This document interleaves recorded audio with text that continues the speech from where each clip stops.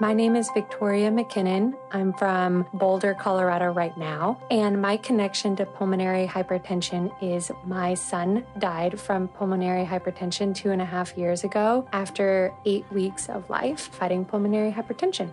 Owen arrived within an hour of his due date. There was no indication that anything was going to be wrong, and there was nothing wrong during the pregnancy. He actually arrived seemingly healthy. He weighed a lot, he was long, he was healthy, he came out with a big scream. It was only over the course of the first 24 hours we realized something was wrong. He went into respiratory distress and was intubated. We got transferred to the local children's hospital in Colorado. They assumed that it was pneumonia. We progressed, we were treating it. After a week, it wasn't getting better. He all of a sudden crashed, and I'll never forget him crashing on ECMO.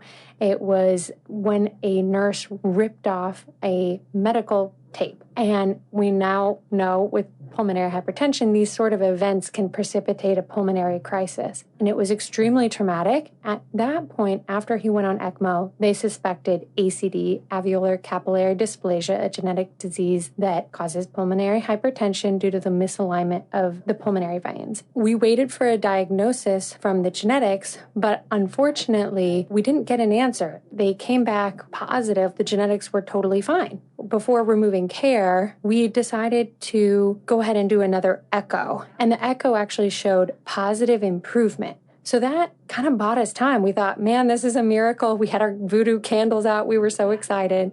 Then we spent weeks 3 through 7 trying to decide what medicine to do next. We were on Riosequat, sildenafil, all the big hitters in pulmonary hypertension for neonates. And unfortunately, we ended up running out of options. Even though he came off ECMO, he was extubated and he was able to be on a high-flow nasal cannula. Ultimately, there wasn't any more we could do. He was definitively dependent on NO and was not stable enough for a lung transplant.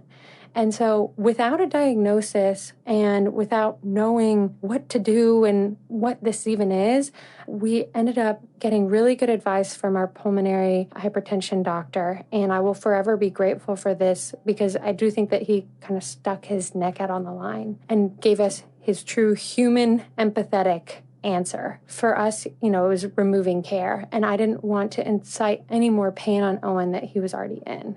And so we did remove care, and it was only after his death that we learned that Owen and myself actually lack the FOXF1 promoter that causes ACD. That was found in the regulatory region post-mortem that was not tested. They only tested the exome when he was 2 weeks old, so that's how it was missed. We went from, oh my goodness, which onesie am I going to have his newborn photos taken in? I had a bunch screen printed with his name on it. I had a newborn photographer all lined up, and I was so stressed. Should I get my hair done? Should I not? Like the silliest things in your life. And it all just came crashing down where we're just like, okay, is he going to keep breathing another minute? It was a really challenging 8 weeks, but you're just single-threaded on survival for him. But it was really challenging. There were a few things that brought us enormous comfort. And along every step, we joined a Facebook group or a community. So when we were just in the NICU and it was pneumonia, I joined the NICU moms group.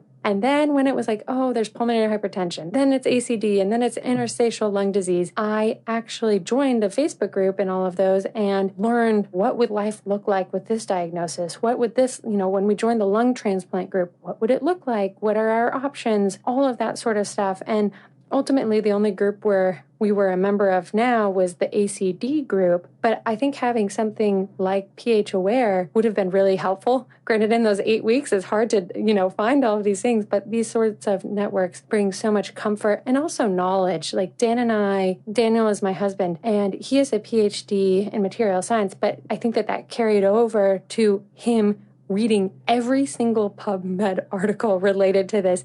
We were reading about clinical trials.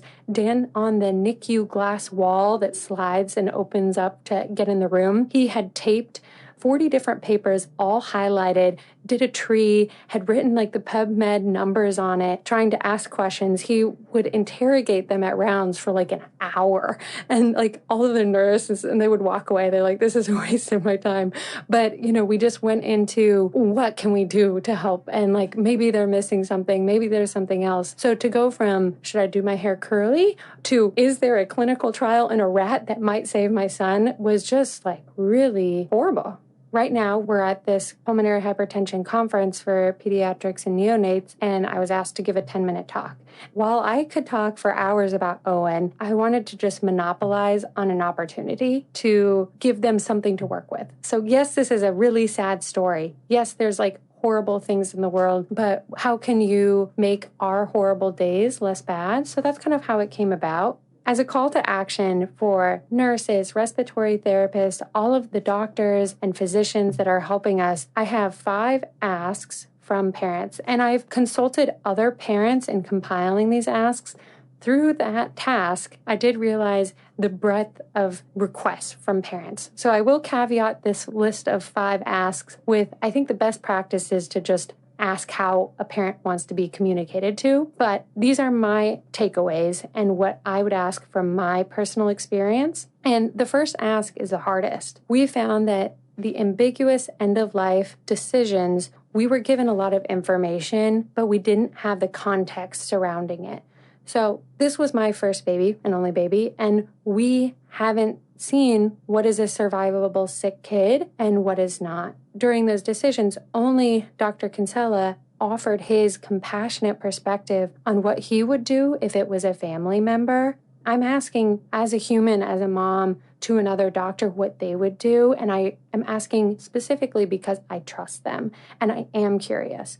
I know that this may not be shared with all of the parents to want to hear a personal opinion, but when directly asked, please go ahead and share. Because as a mother, I couldn't possibly have made the most impossible decision you could think of without the recommendation of someone who has seen infinitely more sick kids than I have. And so his opinion was the ultimate gift of freedom for me from rumination or any guilt. So that's the first ask. The second ask is honesty.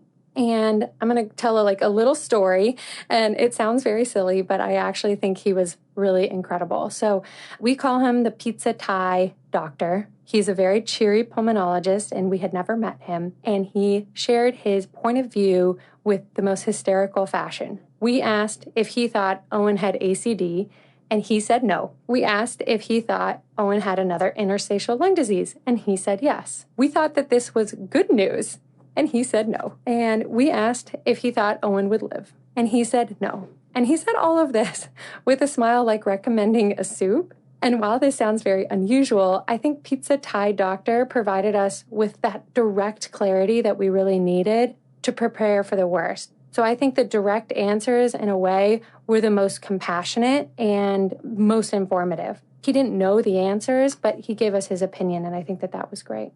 Second one is honesty. The third one is very unanimous along parents. If you're listening to this, you've probably received it. You're probably in the weeds. But we want to learn the diagnostic algorithm. And so what this means is, what is the decision tree of options? What is the options of diagnoses? And what are the pieces of information we need to go through to eliminate those options?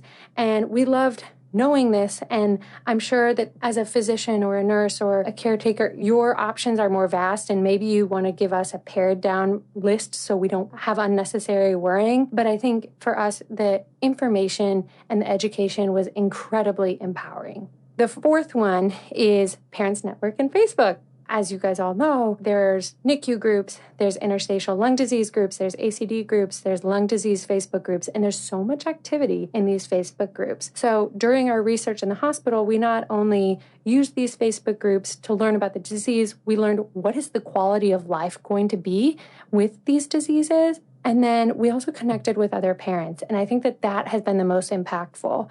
There's a child in Florida that's a few years old, and I am friends with the mother. And while we were in the hospital, she was a few months ahead of us. And she gave us so much advice about NICU, questions to ask, things like that. And thank heaven her son is still alive and breathing, and it's such a miracle. And I am still so grateful for her. Another parent, an ACD parent, ended up moving down the street another ACD parent, ended up being the DJ at our Children's Hospital fundraiser. Lastly, the last ask for number 5 is when you are escalating intervention. So like, let's say, okay, you're on high flow nose cannula or you're intubated, preparing us for what would it look like for the next intervention if the worst were to happen would really help remove some of the trauma. For me, one of the darkest memories through Owen's life was the day he crashed and went on to ECMO. I will never forget when the nurse ripped off the Band-Aid. He wasn't breathing. He started to turn blue, and I couldn't do anything. And all of a sudden, the room filled with like 30 people. It was so traumatic. Whenever I'm in a doctor's office or in a hospital room, unfortunately, I've had this experience again with my dad, and nurses flood in, I completely lose it in panic. And I've had to do a lot of EMDR therapy for it. But I think what would really help, and my ask for physicians and doctors, is to help prepare us. Like if you're at intervention, intubation, tell us what would happen, what are the conditions that would be required for us to go to ECMO? Or if you're on an high-flow nose cannula, at what oxygen do we go to intubation or things like that? And I think talking it through, maybe even getting the paperwork ready so it's not a last-minute decision with ECMO would really change it for the parent, because it is something that I've continued to have to work through to be able to go to a doctor's office or if there's a lot of people running somewhere quickly. And I know that you can't stop these emergent situations, but preparing us is that. Owen had 3 moments of joy, well, hopefully more than that, but there are 3 call-out moments of joy, and they would not be possible without the physicians and the nurses and the research that has made this all possible. Without that ECMO bridge to more time, we wouldn't have got this. So I'm just so thankful for the medical staff and doctors. So thank you to any of those listening. The first moment of joy is actually planned by one of his nurses, and it was night staff, and our on-call attending, Dr. Paul Rosance, even made an appearance at 1 a.m. for his 2-week birthday party within the hour, and a nurse brought hats, balloons, and one respiratory therapist was a trained clown and made blow-up balloon animals, which escalated to sword fights in the hallway. Night shift is way more fun. So we spent every night at the hospital sleeping with Owen in the room. So we were able to take part in all of that fun.